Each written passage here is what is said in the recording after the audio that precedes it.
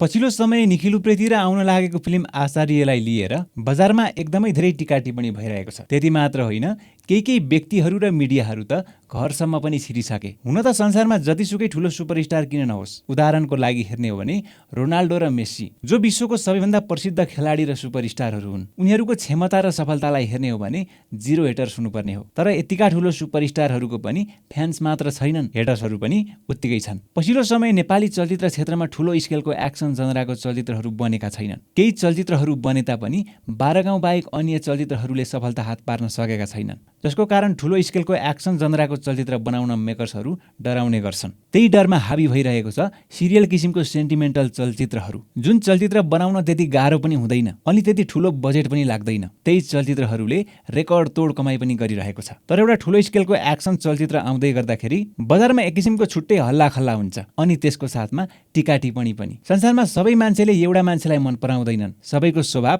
आफ्नो किसिमको हुन्छ। त्यही भएर जति नै राम्रो कुराहरू बनाए पनि राम्रो र नराम्रो भन्ने मान्छेहरू उत्तिकै भेटिन्छन्। पछिल्लो समय फिल्म आचार्यका मेकर्सहरूले भिएफएक्सको कुरालाई लिएर नकारात्मक प्रतिक्रिया पाएपछि भिएफएक्स गर्ने टिम नै परिवर्तन गरिसकेका छन् भन्ने कुराहरू सुन्नमा आएको छ। जे होस्, आचार्य फिल्मका मेकर्सहरू एकदमै सिरियस छन्। हुन त हामी यो चलचित्रमा भिएफएक्स भन्दा पनि निखिल उप्रेतीको एक्सन हेर्न आतुर छौँ, तर भिएफएक्स गर्ने टिमले पनि लापरवाही गर्न भने चाहिँ पाइँदैन। बाँकी टिका टिप्पणी र नेगेटिभ पोजिटिभ प्रतिक्रियाहरू भने त चलिरहन्छ, जसको टिजरलाई हामीले यही भाद्र 10 गते यानि कि साउथ इन्डियन फिल्म टक्सिकसँग हेर्न पाउने भएका छौँ। त्यसपछिको बाँकी कुरा भने टिजर हेरिसकेपछि गरौँला। त्यसैगरी यता फेरि असोजको 2 गतेबाट रिलिज हुन लागेको चलचित्र झिङे दाउ 2 को टिजर रिलिज भएको छ। पारिवारिक कथामा बनेको यो चलचित्रमा कमेडी, इमोसन र सस्पेन्स देख्न पाइने भएको छ। उक्त टिजरमा हामीलाई यस्तै कुराहरू देखाइएको छ र यस चलचित्रमा हामीले केके अधिकारी, आचल शर्मा, आर्यन सिग्देल, महेश त्रिपाठी, कुशल विष्ट, सरोज खनाल, हिमाला गौतम लगायतका कलाकारहरूलाई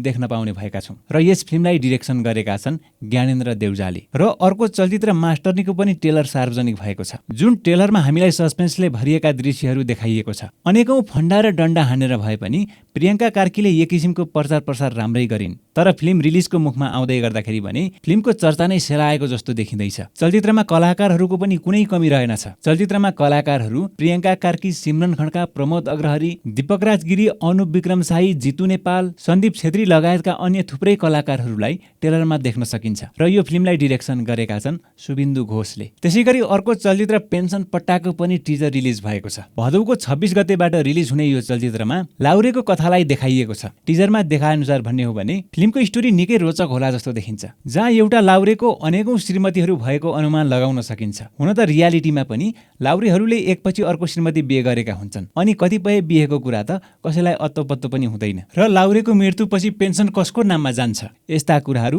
सायद लाउरेलाई बाहेक अरूलाई थाहा हुँदैन होला। चलचित्रको टिजरमा यस्तै किसिमको स्टोरीलाई प्रस्तुत गरिएको छ। जे होस्, यो फिल्म हेर्न एकदमै मजा आउला जस्तो देखिन्छ। उक्त फिल्ममा हामीले दह्याङ राई, गौमाया गुरुङ, वेल्सन विक्रम राई, बुद्धि तामाङ लगायतका कलाकारहरूलाई मुख्य भूमिकामा देख्न पाउने भएका छौँ र फिल्मको राइटर डिरेक्टर भने माउसे गुरुङ रहेका छन्। र त्यसैगरी यति बेला 2 नेपाली चलचित्रहरू हलमा प्रदर्शन भएका छन्। एउटा हली रहेको छ भने अर्को कमलामिस। चलचित्र हलीमा हामीले प्रमोददीप, सुजाता थापा, ओम प्रतीक र सरोज खनाल जस्ता कलाकारहरूलाई मुख्य भूमिकामा देख्न पाउँछौँ भने यस चलचित्रको डिरेक्टर रहेका छन् ओम प्रतीक। उक्त चलचित्रमा छाउपडी प्रथाको कथालाई प्रस्तुत गरिएको छ। र कमलामिसको कुरा गर्ने हो भने यस चलचित्रमा हामीले निर शाह, रमेश बुढाथोकी, बासना तिमल सिन्हा लगायतका कलाकारहरूलाई मुख्य भूमिकामा देख्न पाउँछौँ र यस फिल्मको डिरेक्टर रहेका छन् निर शाह। र आउने शुक्रबार रिलिज हुने फिल्म भने लज्जावती रहेको छ। जे होस्, अब भने नेपाली चलचित्र क्षेत्रमा सुस्ताएको बक्स अफिस तात्ने देखिएको छ। ब्याक टु ब्याक नेपाली फिल्महरू रिलिज हुँदैछन्। अब भने